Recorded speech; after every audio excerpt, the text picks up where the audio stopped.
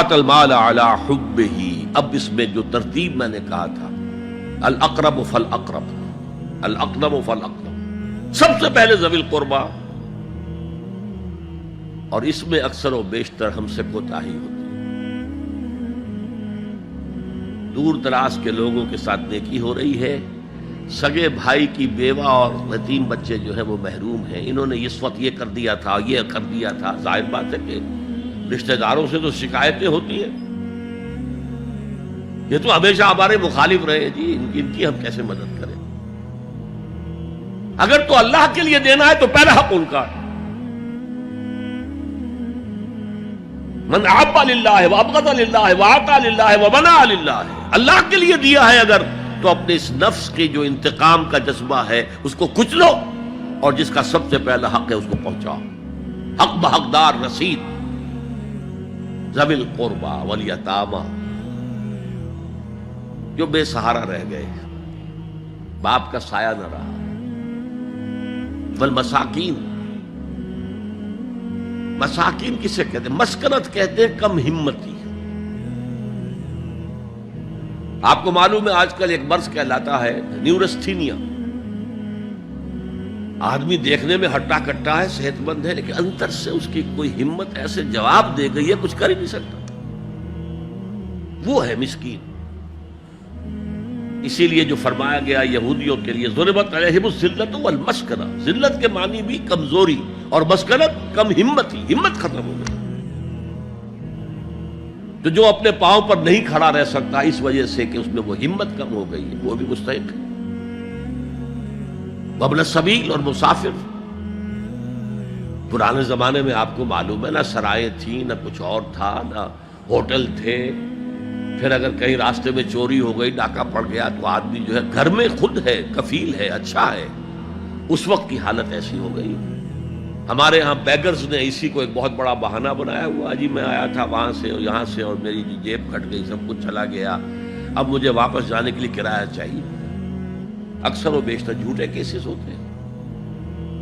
اگر آپ کسی کو پکڑ لیں اور ساتھ لے کر کہیں تحقیق کراؤ تو وہ بھاگ جائے گا، پھر نہیں آئے گا اس مسجد میں۔ لیکن یہ کہ ابن السبیل یہ بھی ایک کھاتا ہے۔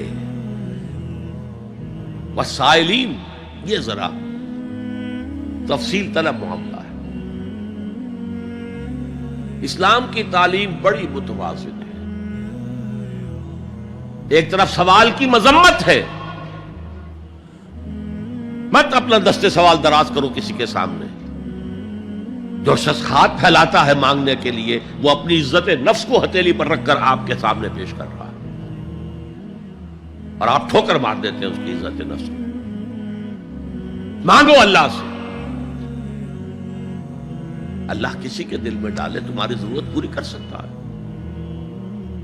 بغیر اس کے کہ تم کسی کے سامنے دستے سوال دراز کرو۔ تو سخت مذمت ہے، اور خاص طور پر بیگری جو ایک انسٹیٹیوشن بن گیا ہے، ایک پیشہ بن گیا ہے، وہ تو اسلام کی تعلیمات کے منافی ہے۔ اور جس طرح کی ہم خیرات بانٹتے ہیں، 5 روپے کا نوٹ دے رہے ہیں مانگنے والوں کو، مسجدوں کے باہر سمجھ رہے ہیں ہم نے حاتم طائی کی خبر کو لات مار دی، حالانکہ حقیقت میں آپ انسٹیٹیوشن آف بیگری کو سپورٹ کر رہے ہیں۔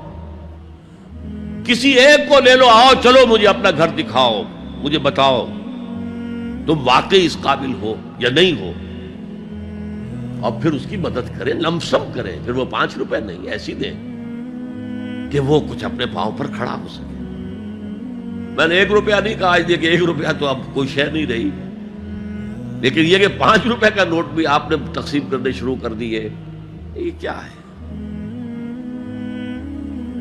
والسائلین وفی الرقاب، لیکن دوسری طرف سائل کو جھڑکنا نہیں ہے۔ اما السائل فلا تنہر، جھڑکو نہیں، اچھا بھائی نہیں، معاف کرو، میرے پاس اس وقت آپ کی مدد کے لیے کچھ نہیں ہے، میں کچھ نہیں کر سکتا۔ تو ان دونوں کے درمیان اصل میں معاملہ ہونا چاہیے، بلکہ یہاں تک بھی فرمایا سائل کو ضرور دو، چاہے وہ گھوڑے پر سوار ہو کر تمہارے دروازے پہ آیا، کیا پتا اس کی واقعی الجھن کیا ہے۔ تو سوال کی مذمت اور سائل کو جھڑکنے کی ممانعت، حتی الامکان خالی ہاتھ نہ لوٹاؤ، اس نے اپنی عزت نفس اپنی ہتھیلی پر رکھ کر تمہاری سامنے پیش کر دیا، اسے ٹھوکر نہ پاؤ۔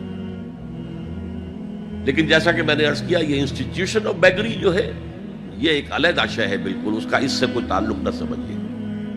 وفر رقاب، رقاب جمع ہے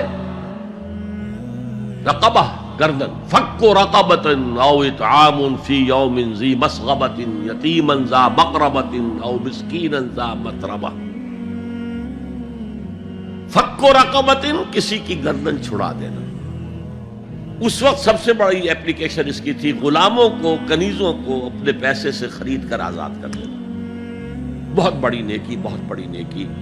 اور حضرت ابو بکر رضی اللہ تعالیٰ عنہ کے دفتر فضائل میں سب سے اونچا کام یہ ہے کہ جن غلاموں کو اور جن کنیزوں کو ستایا جا رہا تھا، their owners, their masters، ان کے آقا کو حق حاصل تھا، جو چاہے کریں ان کے ساتھ، قتل کر دے، کوئی پوچھنے والا نہیں ہے۔ میں پہلے بھی عرض کر چکا ہوں، میری ملکیت ہے، جیسے میری بکری میری ملکیت ہے، میں نے اس کو ذبح کیا، گوشت کھا لیا، تم کون ہوتے ہو پوچھنے والے؟ میرا غلام تھا، میں نے قتل کر دیا، تم کون ہو پوچھنے والے؟ ان کو حضرت ابو بکر نے خرید کر آزاد کیا اور منہ مانگے دام دیے۔ حضرت بلال کے لیے امیہ ابن خلف نے اتنی بڑی رقم مانگی، حضرت ابو بکر نے کہا ٹھیک ہے لو۔ باپ نے کہا بھی، ابو قحافہ نے، ابو بکر کو کوئی غلام خریدنا ہی تھا تو کوئی طاقتور آدمی جو کام آ سکے کہیں، اس کو خریدنا چاہیے۔ مجھے کیا پتا ابو بکر کس لیے خرید رہا اور کس کے لیے خرید رہا ہے۔ آج کے دور میں اس کی اپلیکیشن ہوگی، کوئی شخص جو ہے اگر قرض میں اس طرح جکڑا جائے کہ لاکھ ہاتھ پاؤں مارے نکل نہیں سکتا،